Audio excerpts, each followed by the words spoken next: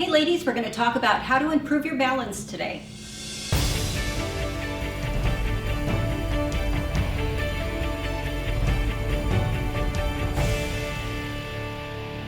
Okay, you guys, we're going to talk about how to improve your balance. I'm a huge advocate for balance. I always try to incorporate it in my workouts, not only with myself, but if I'm working with clients, no matter the age, whether I'm working with teenagers, 20, 30 somethings up to 75-year-olds. It's really something you never want to lose.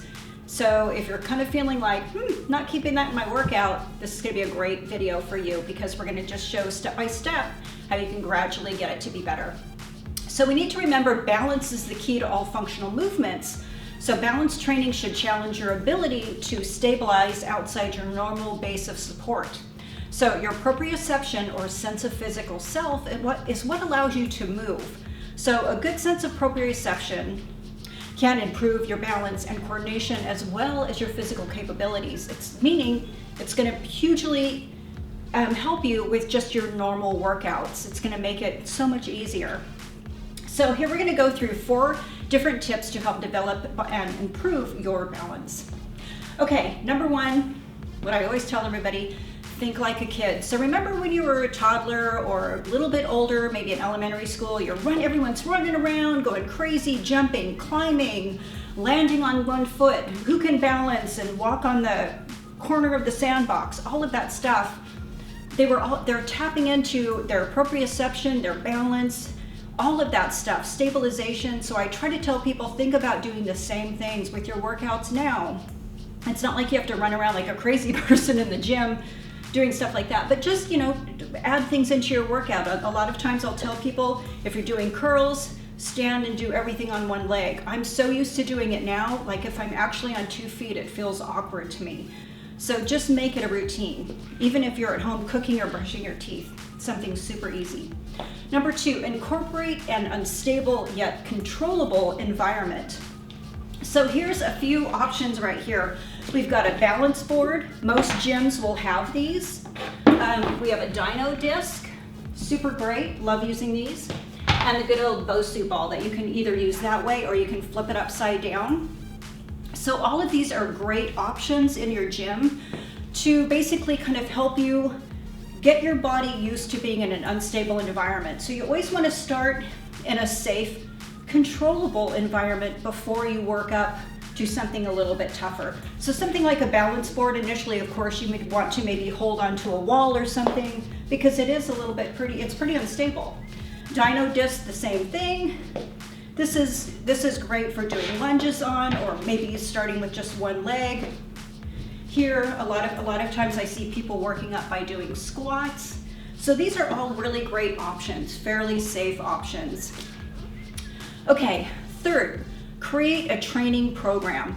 So first, what I want you to think about is I want you to start with a stabilizing balance exercise. So this is like just getting your stabilization system down, teaching your body, how do I even balance? So the first exercise, you can do a single leg balance. You're just gonna stand on one leg. Your core is gonna be tight, your head and shoulders is gonna be back. You're just gonna slightly shift your weight, and literally you're just gonna bring your leg up. It looks simple, but my core is doing a lot of work, and I'm just really kind of finding my center. So I would hold that maybe 20 seconds, 30 seconds. Do the same thing on the opposite leg. This is all just building in our stabilization system. And down. To make it a little bit tougher, you can go into a single leg reach. So you're going to just balance on one leg. You're just going to bend over with the opposite hand and try to reach that toe. The other leg is just being kicked back behind you. So it's a little bit of a level change. So that's where it's going to get a little bit trickier. So I would recommend maybe doing 8 to 10 on each side.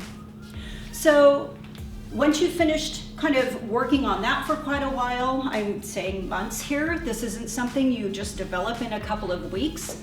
We're gonna move on to, you're gonna progress to the strength level exercises. So now we're gonna talk about doing a lunge to balance. So what you would do is you're just gonna lunge forward, you're gonna push back and stabilize. Lunge forward, knee as close to the ground as you can, push back and stabilize. So my core is nice and tight, my shoulders are up as I'm doing that exercise. So we're adding a little bit of explosiveness there, but it's really more of a strength-based exercise. Okay, next we're gonna do a single leg squat touchdown. So with this one, similar to the first one, but a little bit tougher, because we're going all the way down into a deep squat. I'm touching that toe, and I'm returning to start. So this is taking a lot more strength through that leg and back to start. So really think about kind of keeping that center, keeping the core tight the whole time. Lastly, we would go into our power level exercises. These are definitely going to be more explosive. Once again, as I've mentioned, stability, I would recommend working a lot on that. That could take you months. Then you're going to move into the strength level. That could be months or even longer. This isn't something you develop over a couple of weeks. So lastly, once you kind of developed everything else, your stabilization system's down, your strength level's there, then you move into your power. So with these, you could do like a multi-plateral hop with stabilization.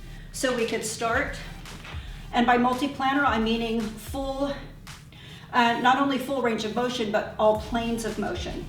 So it would be jumping forward and back. So it's an explosive landing and controlling that. Lateral, hop, and controlled. So I'm controlling these movements here. And then the last would be more of your rotational, which could be a little bit tougher. And here.